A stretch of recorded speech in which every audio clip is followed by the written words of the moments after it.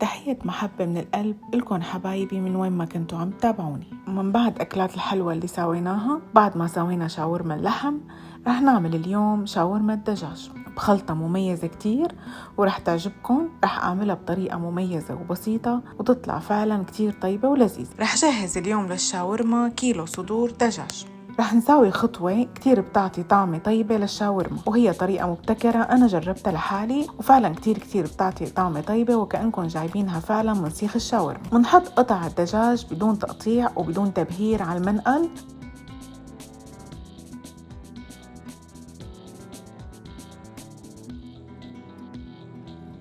بدنا الحرارة تكون قوية،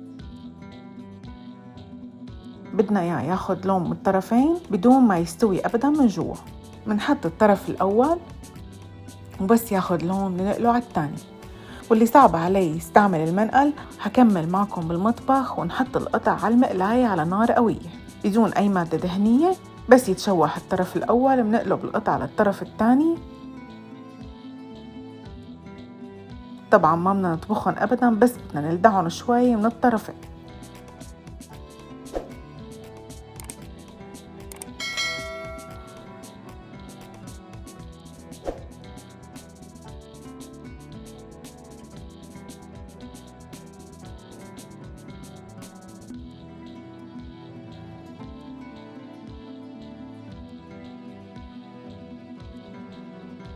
بس ياخدوا لون نتركهم شي 5 دقايق ليرتاحوا ويبردوا.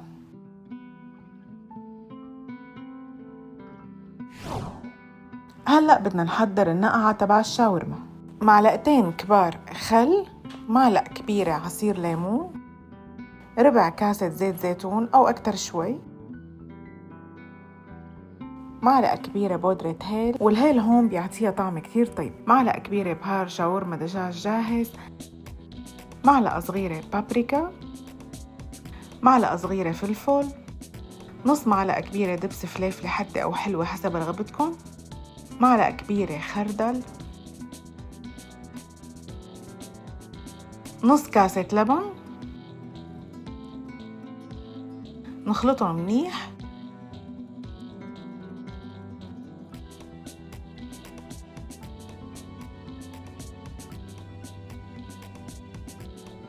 ونسيت لكم تضيفوا نص معلقة ملح وسط.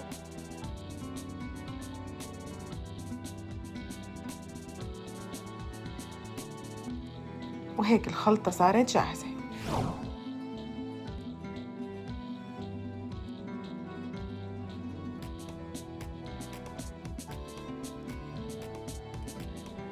بعد ما بردوا قطع الدجاج حوالي 5 دقايق بنبدأ نقطعهم شرائح رقيقة.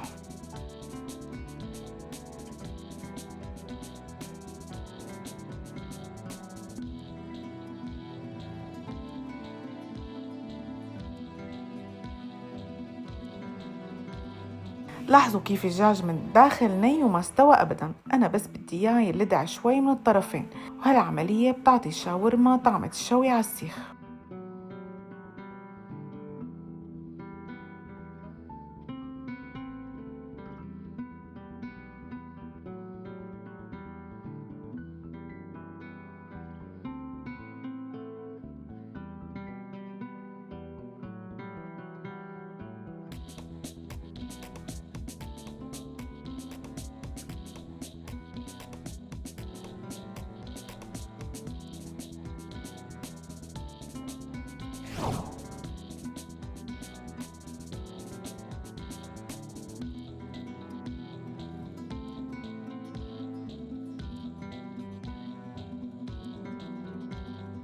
من بعد التقطيع منضيف الخلطة ومنحركهم كتير منيح.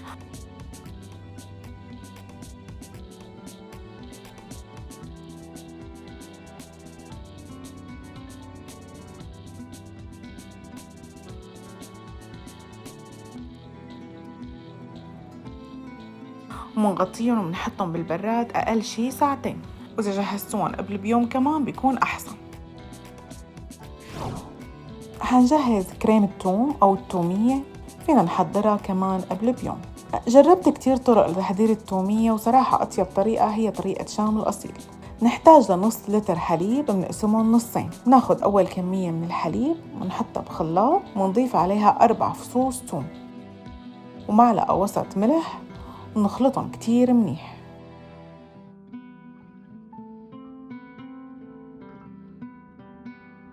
بس ينخلطوا نشيلهم على جنب لنكمل الخطوة اللي بعدها.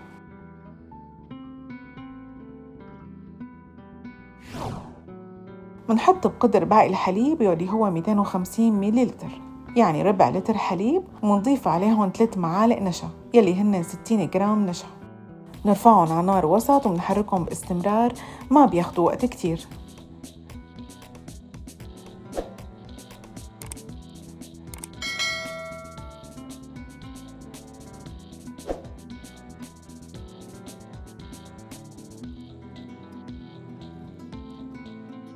أول ما يبدأ يسمك القوام نطفي النار ونتركهم ليبردوا على الآخر، وإذا فيكم تحطوهم بالبراد كمان ما في مانع.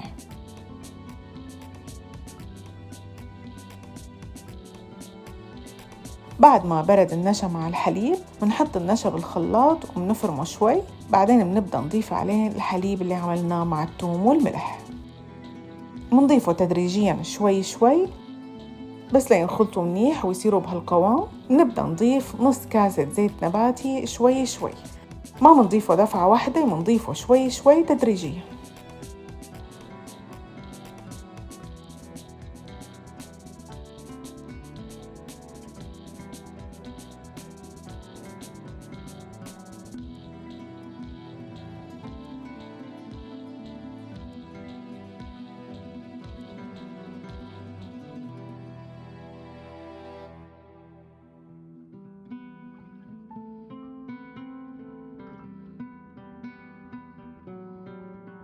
منضيف عليهم نص معلقة كبيرة حمض الليمون. بمجرد ما نضيف حمض الليمون بيجمد المزيج. القوام مثل ما لكم شايفين تقل وصار بهذا الشكل وصار جاهز. نحطهم زبدية وهيك صاروا جاهزين للاستعمال، وفينا نستعملهم كمان تاني يوم ونغطيهم ونحطهم بالبراد.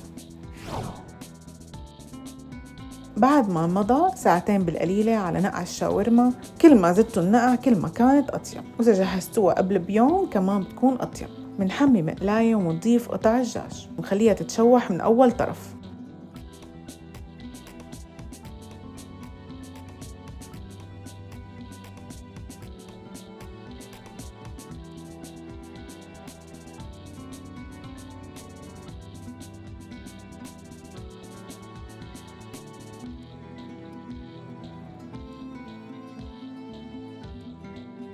بس تاخد لون نقلبها على الطرف الثاني.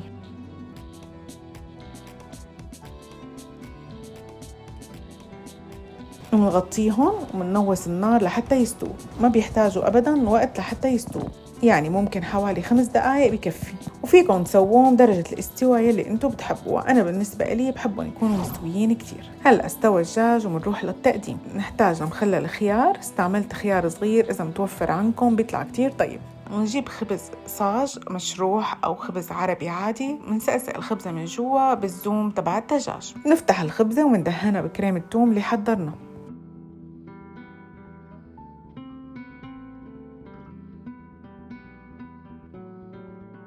منحط قطع الدجاج ومنضيف مخلل ومنلف السندويشة.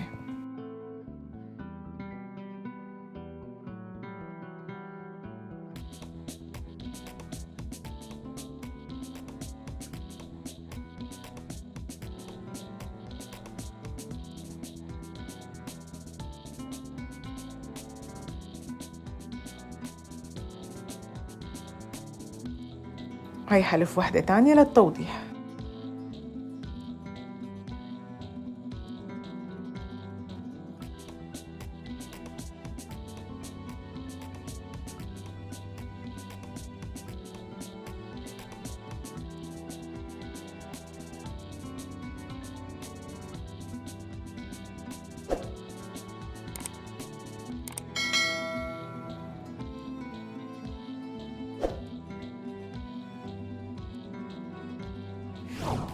هلأ بدنا نجهز خلطة طيبة كتير لدهن السندويشات. بزبدية صغيرة بنحط معلقة وسط دبس رمان، معلقة وسط معجون لبس فليفلة أو دبس الفليفلة، وشوية زيت. نخلطهم مع بعض وهيك بيكونوا جاهزين لدهن السندويشات. ندهن أول طرف يلي بنحطه على المقلاية أو على الصاجة، ومنحط المكان اللي دهناه ملامس للصاجة السخنة.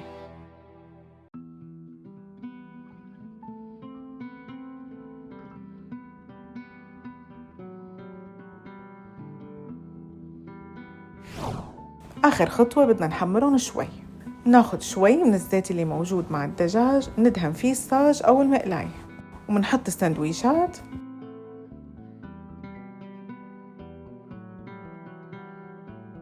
فينا نتقلهم تقالة بس يحمر شوي أول وجه، ونرجع مندهنهم ونقلبهم على الصاجة.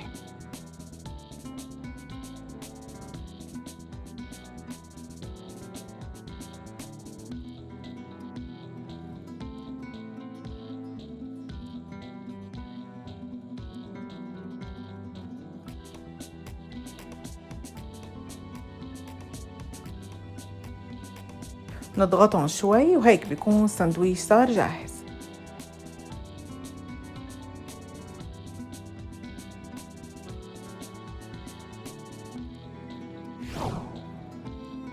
الأكلة كتير طيبة، السندويشات ما بتتخيلوا قديش طيبين وكتير بيشهوا، والأكلة كتير طيبة ولذيذة، وألف صحة وعافية.